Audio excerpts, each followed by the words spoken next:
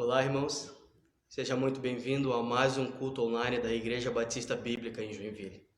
Espero que os irmãos, através desses vídeos, estejam sendo ricamente abençoados pelas palavras, pelas palavras de homens de Deus que têm sido pregadas nesse canal. Tenho certeza que eu estou sendo bastante edificado quando, mesmo longe, dos irmãos, ainda no conforto da minha casa, estou, escutando a palavra de Deus, sendo confrontado por ela, sendo edificado, e tenho certeza que os irmãos também estão sendo edificados através da palavra de Deus. Sem mais delongas, vamos abrir nossas Bíblias e vamos para a nossa pregação, nosso devocional, de hoje, que se encontra em Filipenses, capítulo 1. Vamos estar lendo do versículo 20 ao versículo 26.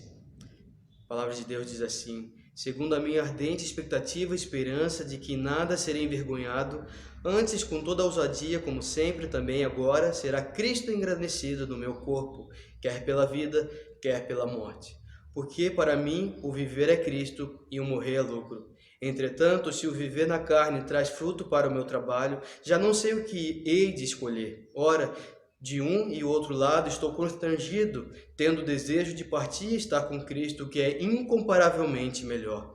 Mas por vossa causa é mais necessário permanecer na carne, e convencido disso, estou certo de que ficarei e permanecerei com todos vós para o vosso progresso e gozo da fé, a fim de que aumente quanto a mim o motivo de vos gloriar em Cristo Jesus, pela minha presença de novo convosco.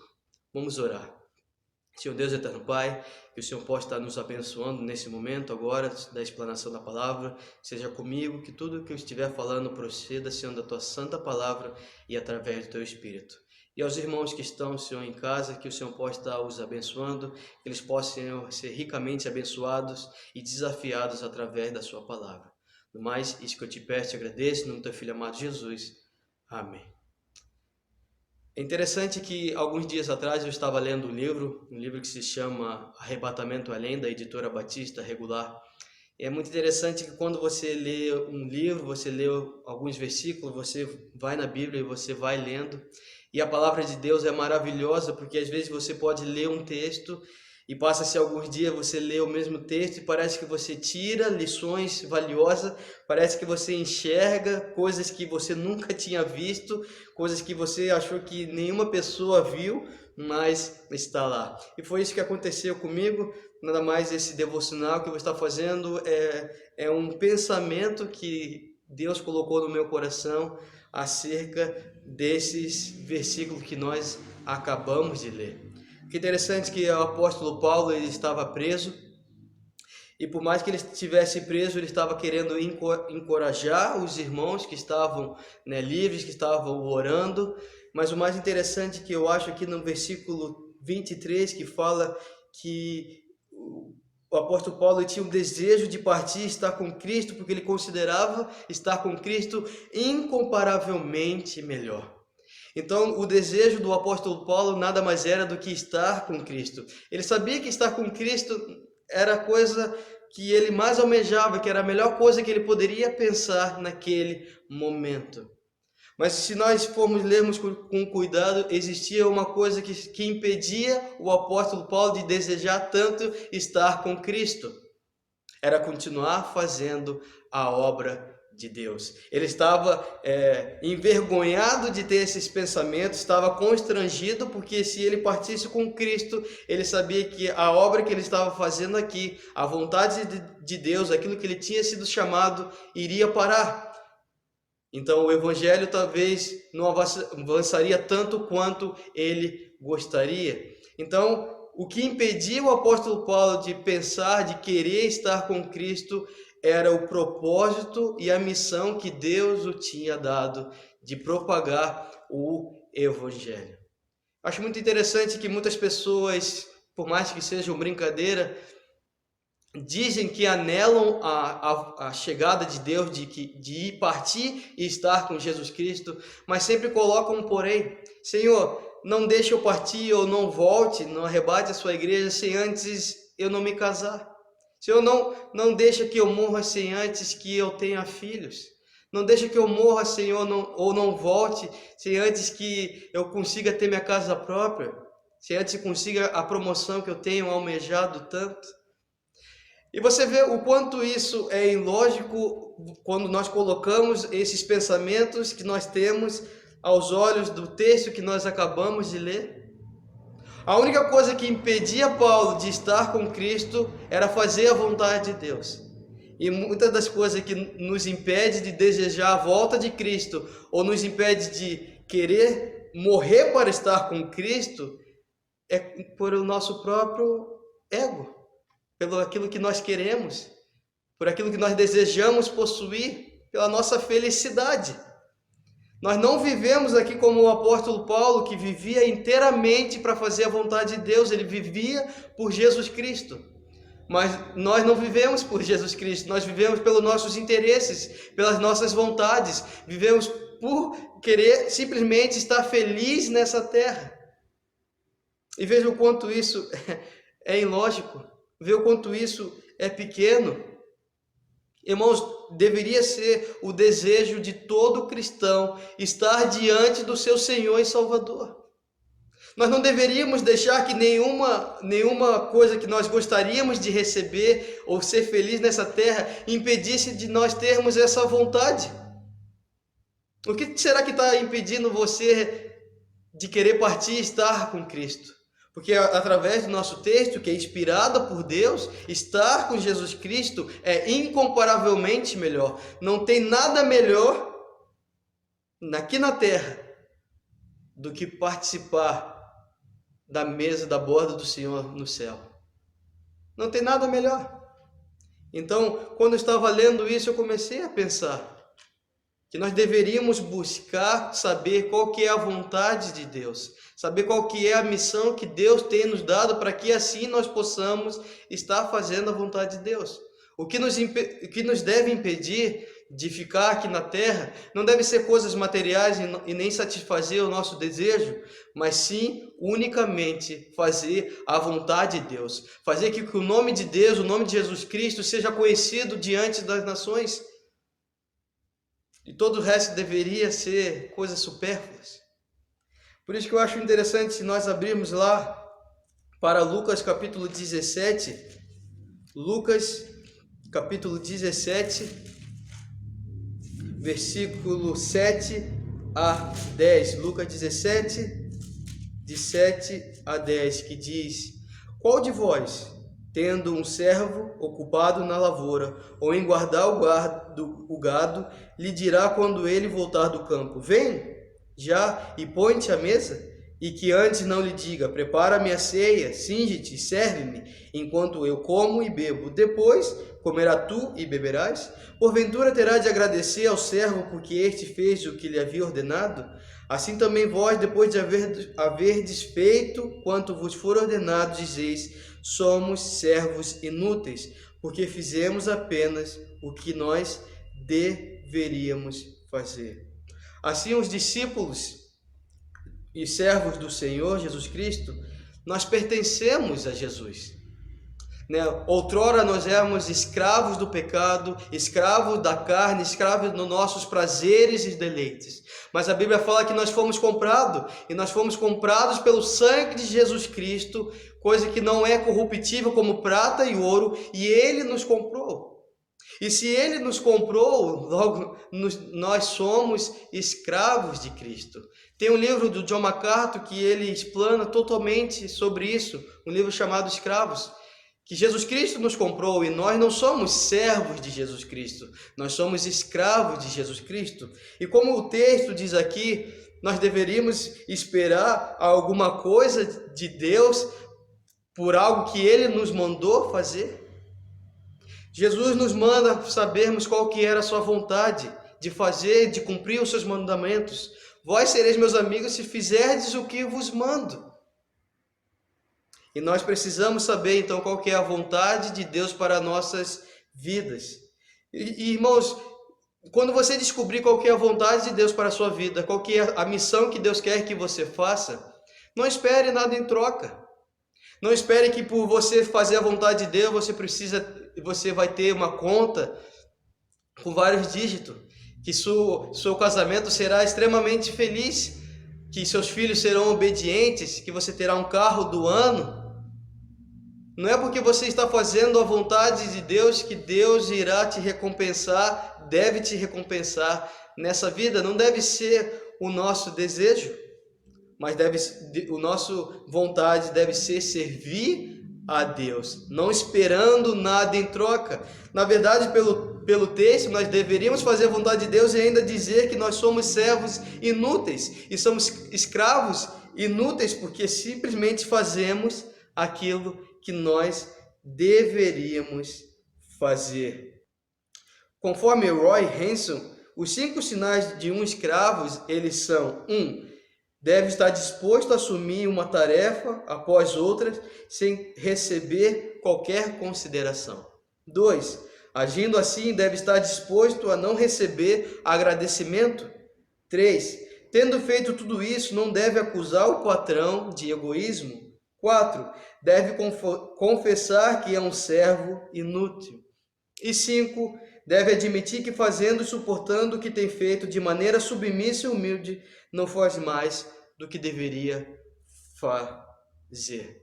Acho engraçado, quando eu estava meditando sobre isso, eu lembrei um pouco da minha infância.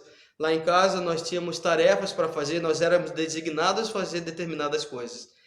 E a minha função em casa era tirar, o cocô do cachorro, lavar a louça e lavar de vez em quando o banheiro. E muitas vezes eu não fazia isso. Só que o interessante é que quando eu queria sair com meus amigos, brincar na rua, andar de bicicleta, qualquer outra coisa, eu fazia tudo isso. Eu limpava o cocô do cachorro, lavava a louça, lavava o banheiro, e até minha mãe falava: olha, eu fiz tudo isso, será que eu posso sair agora? É como se eu fiz tudo isso, então eu mereço a recompensa de sair. Mas isso não deveria ser a minha motivação, porque simplesmente eu fiz aquilo que eu deveria fazer. Se eu quisesse poder sair, eu deveria fazer muito mais. Só que nós sempre fazemos aquilo que nos é requerido e sempre achamos que nós deveríamos ser recompensados por isso. Mas, irmãos, ao fazer a vontade de Deus e saber a vontade de Deus, nós não deveríamos buscar recompensas nenhuma, porque nós já recebemos a recompensa que que nós não nem merecíamos, que é a salvação. Na verdade, nós deveríamos receber a condenação pelos nossos pecados, deveríamos sofrer no inferno, mas ao sermos comprados por Jesus Cristo, nós fomos feitos filhos de Deus e poderemos gozar eternamente ao seu lado o benefício da vida eterna. Então, quando você pensar que por fazer a vontade de Deus você merece alguma coisa, tire isso da sua cabeça, porque tudo que nós merecemos era o inferno. Ainda em Lucas, no capítulo 12, versículo 47, Lucas 12, 47 diz: aquele servo, porém, que conheceu a vontade do seu Senhor e não se aprontou, nem fez segundo a sua vontade, será punido com muitos açoites. Então, irmão, será que se nós ignorarmos a sua vontade e ficarmos livres, de não querer fazer a vontade de Deus, nós não sofreremos qualquer consequência? Nós não podemos ser tão ignorantes de pensarmos que, por sabermos qual que é a vontade de Deus e não fazê-las deliberadamente, nada irá nos acontecer. Irmãos, Deus pune e Deus pesa a mão e açoita aqueles o qual Ele ama. Quem é filho de Deus realmente deve esperar a repreensão do nosso Senhor, deve receber a repreensão do nosso Pai. Então, aqui no texto nós podemos ver, se você sabe qual que é a vontade de Deus, que conhece qual que é a vontade do seu Senhor, mas não se preparou, não fez a sua vontade, será punido com muitos açoites. Irmãos, a quem muito é dado, muito será requerido. Então, se você sabe qual que é a vontade do seu Senhor, se você sabe qual que é a sua missão, o que você deve fazer, faça. Não se prolongue mais, porque nós sabemos que Jesus Cristo irá requerer isso de nós. Se nós abrirmos a nossa palavra ainda para Colossenses capítulo 3, do versículo 23 ao 25, diz assim: tudo quando fizerdes, fazei de todo o coração para o Senhor e não para homens, ciente de que recebereis do Senhor a recompensa de herança a Cristo o Senhor e que estáis servindo. Pois aquele que faz injustiça receberá em troco a injustiça feita, e nisso não há acepção de pessoas. Talvez o que eu falar aqui seja um pouco contraditório, mas não o é. Então presta atenção no que eu vou falar. É que o nosso Senhor, ele nos assegura, né, a recompensa que o cristão irá receber pelos seus esforços aqui na terra. Lucas, mas você falou alguns textos atrás, em Lucas 17, 7 a 10, de que nós não deveremos pensar que nós iremos receber nada em troca, que nós somos inúteis, que devemos fazer aquilo por fazer. Eu não estou falando dessa vida, estou falando da recompensa que nós iremos receber quando nós nos encontrarmos com Jesus. Em vários lugares na Bíblia nós encontramos que o crente ele irá receber recompensas por aquilo que ele fez aqui na terra, quando nós fomos apresentados no bema, no tribunal de Cristo. Todos os crentes devem se regozijar porque sabem que quando chegar diante de Deus receberemos o cumprimento da sua maravilhosa promessa de nos recompensar. Então não é contraditório quando eu falo para que nós não devemos almejar receber alguma coisa, é nessa terra. Mas nós podemos ter certeza que quando nós formos para o céu, nós seremos recompensados. E não há problema nenhum de fazer as coisas aqui na terra pensando nas coisas que receberemos no céu. É isso que nós somos, né? Cristo nos manda fazer.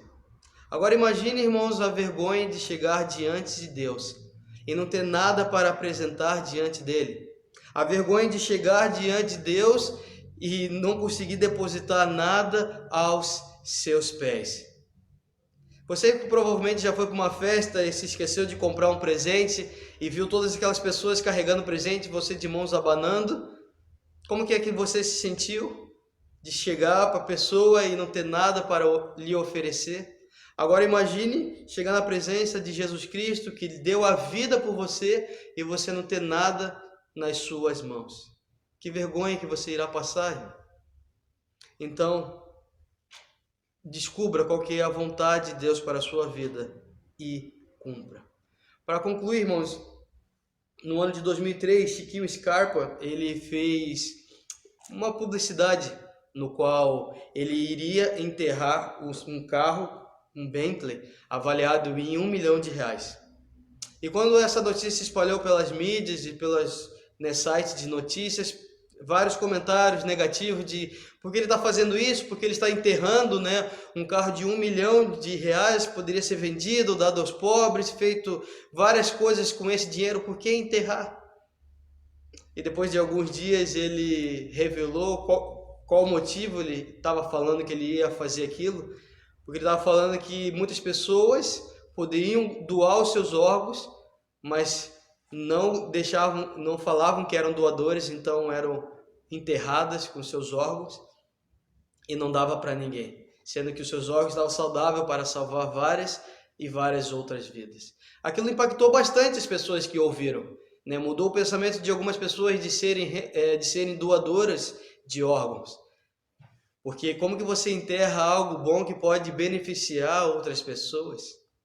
Mas assim também, irmãos, nós deveríamos saber qual que é a vontade de Deus para nossas vidas, porque se nós enterrarmos os nossos talentos, e os nossos dons que Deus nos deu, nós estaremos fazendo igualmente esse homem iria fazer. Porque ao utilizarmos nossos dons, os nossos talentos, nós podemos ajudar as pessoas a encontrar o caminho da salvação.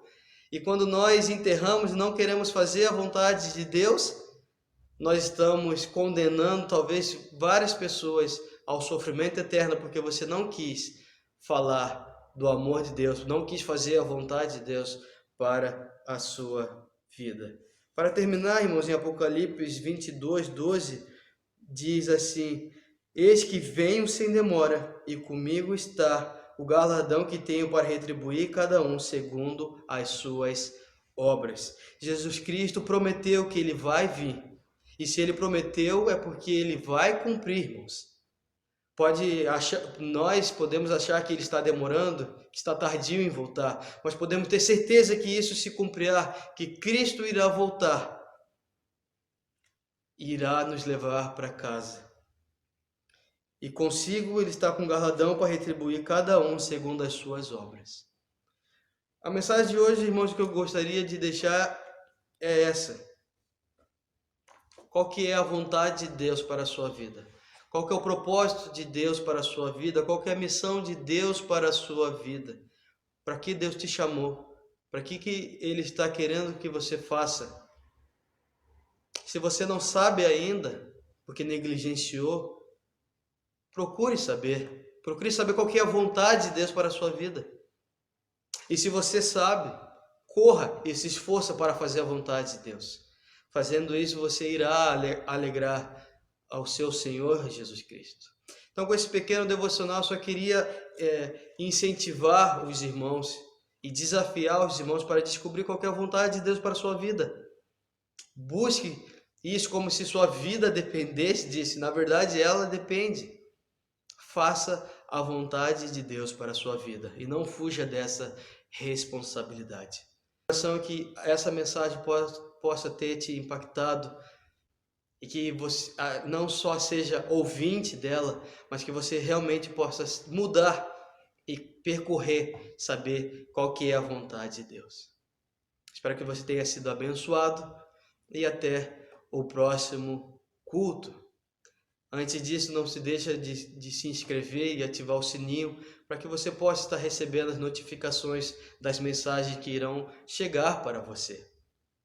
Deus lhe abençoe e logo mais aparecerá alguns pedidos de oração. Tira um tempo para orar pelo Brasil, para orar pela situação, pelos autônomos e que Deus possa estar também nos trazendo novamente para a sua casa para que nós possamos estar desfrutando da comunhão que nós temos uns com os outros. Deus te abençoe.